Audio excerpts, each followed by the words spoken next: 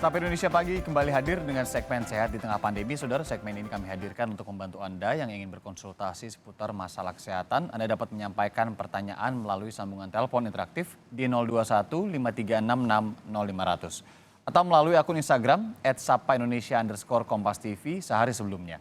Kali ini saudara sudah bergabung bersama kita ada Hermawan Setianto, dokter spesialis paru. Selamat pagi dokter. Selamat pagi Mas dan pemirsa di rumah, Ya, kita langsung semoga selalu masuk nih. sehat. Ya, salam sehat juga dokter. Kita baca Ya, pertanyaan melalui beberapa di Instagram dok. Yang pertama ini ada @melidiana. Dokter, saya mengalami sesak napas selama hampir seminggu. Saya tidak mengalami gejala lain seperti demam dan batuk. Terkadang juga hidung saya tersumbat tetapi tidak pilek. Selama 3 hari terakhir, saya mengonsumsi teofilin tetapi tidak berkurang sesak napasnya. Kira-kira ini kenapa ya dok? Silakan dokter. baik terima kasih Mas. Ya. Jadi secara medis ini memang sesak napas bisa disebabkan oleh banyak hal ya. Bisa dari gangguan di paru ya, kelainan paru, Mm. kelainan jantung atau kelainan metabolik ya. Sesak ini sebenarnya kondisi subjektif ya. Jadi kadang ada beberapa orang yang dengan misalkan stres, banyak pikiran juga bisa timbul sensasi sesak ya. Kalau kita Oh, lihat pada pertanyaan yang Mbak siapa nih, Mbak Diana ya. Mbak Dian. Ini kan baru seminggu ya, kemudian ada hidung, tersumbat, kemudian sudah minum obat pelega itu Theophylline itu salah satu obat pelega napas ya, tidak membaik. Tentu harus kita cari nih penyebabnya ya. Apakah ini hanya sesak biasa dari ketika hidungnya tersumbat jadi Ya. timbul sensasi sesak nih Mas ya, jadi nggak enak, nggak plong ya, ataukah memang ada hal lain ya, misalkan kalau kita curiga ke arah ada kelainan di paru atau di jantung tentu harus diperiksa lah ya. Ya, ya. Kita lakukan biasanya wawancara medik, apakah ini sesaknya berhubungan misalkan dengan aktivitas, apakah sesaknya hilang timbul, ataukah sesaknya terus-menerus. Nah kalau kita curiga-curiga hal tersebut ya, jadi ini seminggu nanti berkelanjutan ya harus diperiksa ke dokter. Mungkin Oke. perlu diperiksa, dilakukan pemeriksaan ototorak misalnya, Mhm. atau kalau kita curiga ke arah kelainan jantung ya kita lakukan misalnya pemeriksaan EKG ya untuk merekam jantung. Nah kita Oke. harus cari tahu penyebab pastinya apa. Ya, itu ya, jangan sampai ditunda-tunda Ya, juga kalau memang betul ya. beberapa waktu masih berasa tidak enak Ya, sekali, udah minum obat ya, tadi ya Dok ya, langsung betul segera ya, periksakan ke dokter terdekat ya, begitu ya. Oke, iya, iya. kita beralih ke informasi atau ke pertanyaan selanjutnya ini dari @lala_hairu Dok. Dokter, saya mau tanya pengobatan yang bagus untuk penyakit bronkitis karena setiap kali obat habis penyakit mulai kambuh lagi. Riwayat penyakit saya tahun 2020 bulan Februari saya batuk dan sesak, setelah di ronsen hasilnya bronkitis. Sudah bolak-balik ke dokter tapi tidak sembuh juga dok. Mohon penjelasannya dokter. Silakan dok. Iya, baik. Jadi bronkitis secara pengertian medis itu, peradangan di saluran napas ya. Nah, ada beberapa faktor yang menyebabkan. Misalkan ada beberapa orang yang memang saluran napasnya peka terhadap rangsangan ya.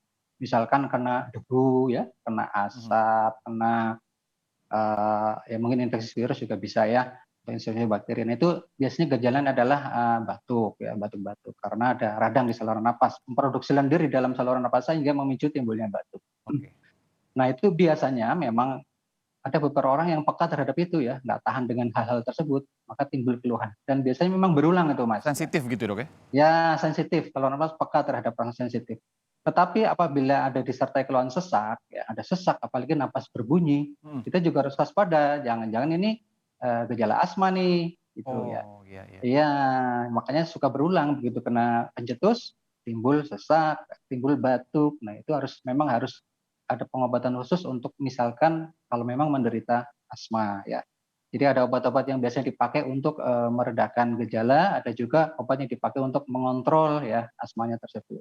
Tapi kalau hanya misalkan batuk yang hilang timbul, tidak ada sesak yang berlebihan, barangkali itu hanya memang, bronkitis yang sifatnya, peka aja terhadap beberapa bahan-bahan atau, hal-hal yang bisa memicu timbulnya radang di saluran napasnya tersebut. Nah Dan terkait tipikalnya dengan memang berulang. ya, Nah ya, pencegahannya ya nanti diingat-ingat misalkan, kok saya misalkan, kena debu, kalau kena apa, batuk ya sedapat mungkin menghindari pencetus tersebut. Nah, apabila disertai gejala tambahan misalkan ada demam, ada sesak, memang harus diperiksakan ke dokter ya. Karena mungkin perlu obat khusus misalkan kalau ada infeksi kita berikan, obat anti infeksi atau mhm. antibiotik. Seperti itu Mas. ya. Oke, Dok. Nah, kalau selain obat, misalkan obat kan nanti harus juga konsul sama dokternya gitu ya. Betul, Tapi ya. kalau terkait dengan ini biasanya saya juga sering dengar pernapasan seperti ini yang tadi nih terkait dengan bronkitis, sensitif terhadap beberapa hal. Ini lingkungan tempat tinggal juga harus diperhatikan ya, Dok ya? Betul, betul sekali Mas, ya. Jadi misalkan, kerja di kantor yang AC-nya terlalu dingin sekali misalkan, kadang juga bisa memicu batuk gitu ya. Oke. Atau kerja di tempat-tempat yang banyak paparan atau pajanan ya, misalkan sering kerja lapangan, terpapar debu, atau di tempat yang memang, industri dan lain sebagainya, itu juga memicu, timbulnya batuk itu karena terangsang saluran napasnya dengan, apa, bahan-bahan atau hal-hal yang bisa memicu inflamasi itu radang di, Ya. bronkusnya itu. Ya, Oke, baik. Semoga menjawab. Ini kita ke pertanyaan berikutnya, Dok, ketiga. ya. Dari Iqbal Khoir. Dokter, sejak 5 hari yang lalu saya mengalami demam tinggi dan sesak napas yang disertai batuk tidak berdahak. Sebelumnya saya tidak pernah punya riwayat sesak napas. Nah, hari selanjutnya sampai saat ini ditambah dengan mual ketika makan maupun mencium bau makanan apapun. Saya sudah minum paracetamol, obat sesak napas, dan mual namun tidak ada perubahan. Apakah ini gejala sakit paru ya, Dok? Ya, kita harus waspada, ini kan ada demam, ada batuk, ada sesak ya. Bisa jadi ini gejala radang paru atau pneumonia ya, kita harus waspada itu ya. Jadi, kalau ada demam, ada batuk, ada sesak napas, ya tentu harus dicek ini apakah betul ada infeksi di parunya atau tidak ya. Biasanya kita lakukan pemeriksaan, fototoraks ya untuk minimal untuk membantu apakah ada misalkan ada bercak di parunya ya. Jadi kalau ini hal-hal ini memang berhubungan dengan infeksi di saluran napas, Mas. Oke. Ya, entah itu dari saluran napas atas atau bawah. Biasanya kalau sesak memang berlebihan, ya demam tinggi, ya kemungkinan ini penyakit paru yang kita sebut pneumonia. Jadi memang harus diperiksakan ke dokter nih, Ya.